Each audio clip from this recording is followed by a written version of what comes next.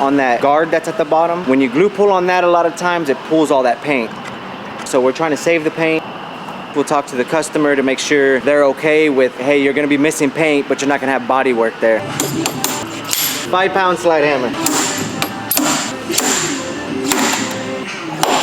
That was way too long. I'm going a little bit lighter. Let's see what happens.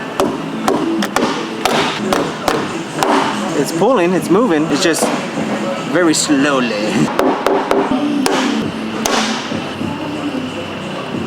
That was a good pull.